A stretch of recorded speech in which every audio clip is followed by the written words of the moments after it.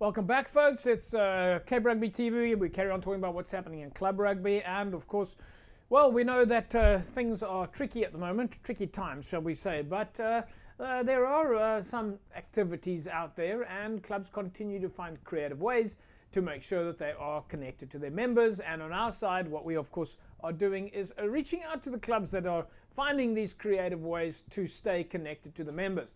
Of course, as you know, women's rugby has been very active, received a lot of promotion. One of the club structures that in fact has got women's rugby activity very active is, of course, False Bay. Jono van der Walt joins me back on the show now. Jono, nice to have you back, man. How are you? Hey, JP, how's it going? Thanks, man. Lucky to be on the show again. Yeah, Jono, so of course, as I said, it is tricky times, of course, at the moment. But nevertheless, some of the clubs are coming up with creative ways to stay busy, to stay active, and we know that there are different segments in clubs. Some have got youth structures, some have got senior structures, some have, of course, got women's structures. At False Bay, you've got the women's side. We have spoken to Zoe Nordier there. We believe things remain active. Yes, JP, again, obviously, as you mentioned, we've at False Bay, we pride ourselves on our depth, and we've got many teams, first, second, third, fourth, fifth, the sixth side. We've got a ladies team, and we have 220 teams, and of course, not kind of forgetting our jocks and crocs. At the moment, Zoe is doing a phenomenal job with our ladies, and since we've come out of another lockdown, she's kind of got the ladies together, and they're actually prepping for a Sevens Day coming up in the next I think it's the 4th of September, and they'll be playing against Stellenbosch ladies, and the ladies are pumped up and ready to play some sevens rugby. So when we interviewed Zoe, she told us that she started off with 5 players, now has more than 50 players at the squad, and I suppose under normal circumstances there would be 15s rugby, 7s rugby now on the cards. Do you get involved at all? Do you take a look? Do you take a wander down there every now and then and see how things are going? So, yeah, it actually started off, like you said, very small with about 6 or 7. We actually gave them what we call the Cabbage Patch, which is the middle. It's kind of the bit of grass in between the two fields. It's actually very nice grass, to be quite honest. But that's where she started, and it's grown so much now that we have a very good problem in that the fact that we, again, don't have enough field space for all of our teams. So practices during the week become a bit of an arm wrestle for field space. But between all the teams, we managed to get 20, 30 meters of field space. But at the moment, Zoe's numbers are growing from strength to strength, and it's good to see youngsters and youth coming down and playing the game that we love. Sevens rugby, of course, the next step to 15s rugby. But nowadays, we do see players focusing and specializing in maybe one category. Do you think that? I mean, we know how popular sevens rugby is. Under normal circumstances, I know we've got the HSBC sevens at the end of the year. Do you think that that's what's happening? Is that players are saying, "Look, I'm choosing my code. I'm going to be a 7 specialist"? Yes, I think from a ladies' perspective, it's a nice sport to get into, or a nice code, should I say, once you're trying to get into rugby, because the contact is slightly less, although the physical and the fitness demands are far greater. But from a ladies' perspective, it's a very good intro to come from touch rugby 7s and then into 15s. As far as men's concerned, as we know, 7s is a very specialist game. So, like we like to think that a lot of our quick guys and skillful guys will kind of play there, but it's very much taken on a specialist form in terms of its skill set, in terms of the way guys play, and also the way that they train and prepare. So it is very different to the 15s game.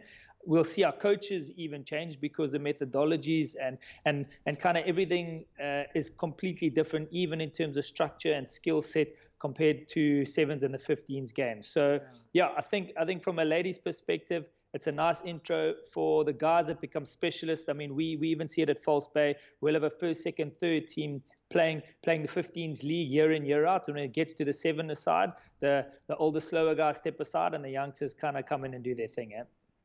You've also got the FIFAs at False Bay. Now, you're going to have to explain to me what are the FIFAs. As I said, of course, in the intro, there are different segments to club structures. Now, when you mentioned the FIFAs, I thought you were talking about football.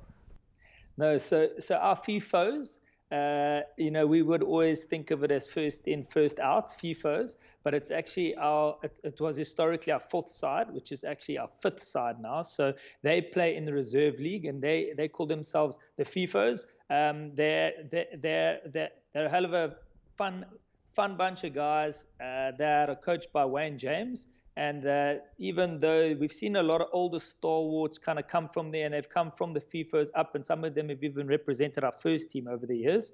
So and then also gone on to go to Varsity Cup. We've actually got quite a nice story. A gentleman prop by the name of Simon Raw, he used to play for the FIFOs along with his brother. He caught the eye of us, obviously further up. He played for us in the first team, went across to UCT, played Varsity Cup. Then went to play some professional rugby, and now he applies his trade in France, playing prop there. So you can come from a fifth team at False Bay, make it to professional rugby, and all just if you put your head down and work hard. Yeah, that's a fantastic story. And then also behind the scenes, and we understand, of course, you guys are playing Hamilton's, the fifth side, later in the year. Yes, correct. So they are called the Hamilton's Dynamiters, which is also they're basically, it'll be the Hammy's fourth team in their reserve league side.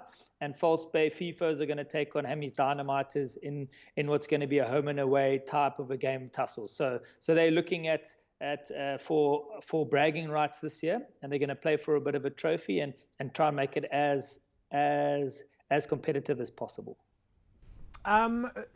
Over the last 2 years, you've done a number of different activities at the club, from quiz shows to best dressed player, father and son photographs. I mean, you've really come up with so many different creative ways to keep connected with your members base.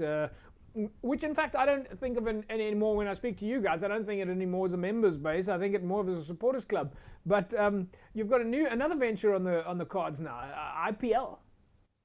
Yes, JP. Again, at the moment, the club is struggling to find a couple of fixtures, and we thought we'd keep it in house. We have such a huge player base, and we have such huge depth. So we have, again, our first, second, third, fourth, fifth team. So what we're kind of proposed to do, and this is all player driven, it's come from our club captain and from our first team captain. They're busy planning at the moment as we speak. We will be assigning all of the players a certain value. So if you're in the first team, you obviously have a certain value, second, third, fourth team. We will pool all the players together. We will have a draft evening whereby we've selected four head coaches, and they will be selecting 15 to 20 players who they will pick based on a value. So it will be very interesting to see exactly what type of teams come out of that draft situation. And from there, the guys will train and they'll prepare to play in an internal tens competition, which will be held at False Bay, probably during the middle of week in the evenings. So let me just get this right. I mean, before we actually talk about the rugby side of things, it's a little bit like Monopoly. You're putting value on a player. Correct, yes. So a first team, for argument's sake, a first team player will say be valued at 1,000 rand, and a second team 800, and a third team 400. And now as a coach, you have a certain value and a value cap, and you must now make sure that you bid and try and purchase your players for your team. That's fantastic. All creative ways to stay connected. General training, Jono, in the evenings. Of course, you guys are staying busy, keeping the players fit, and doing some sprints and keeping healthy. Correct. What we've done is we've kind of just kept in our squads. So the first team squad stayed together. We're about 35 guys. The second team squad is about 20 to 25.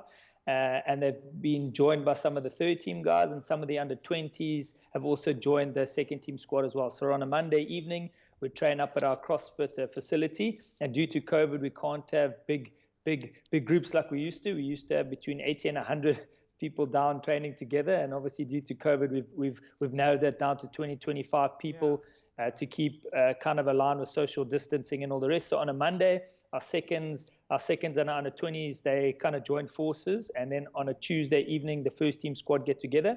And on a Thursday evening, if guys want to play some touch and do some skills, the field is available. Our FIFOs and our ladies are training on the field at the moment as they prepare for upcoming sevens and friendly games. Yeah. No, you guys are lucky, Jono. I think you're blessed to have a sporting facility that is in the outside. It's fresh air, it's open, you've got a lot of space, and you're able to to use that within those safety protocols. That's great news for rugby. Jono, we'll leave it at that. Yeah, we'll say to you and the rest of the guys, stay safe, and we look forward to catching up again soon. Lekker, thank you very much, JP. There we go, folks. Jono van der Walt, False Bay Rugby head coach, and well, they keep staying active. A lot of great ideas there, a lot of creative ideas. But of course, the Sevens women's rugby side then getting onto the field shortly, and then their fifth team later in the year playing against the Hamilton's fifth team. So a bit of planning in that, and of course their creative, what he calls IPL. But otherwise, trying to stay healthy, trying to stay fit. We'll take an ad break. We'll come back. We'll carry on talking club rugby. Back in a sec.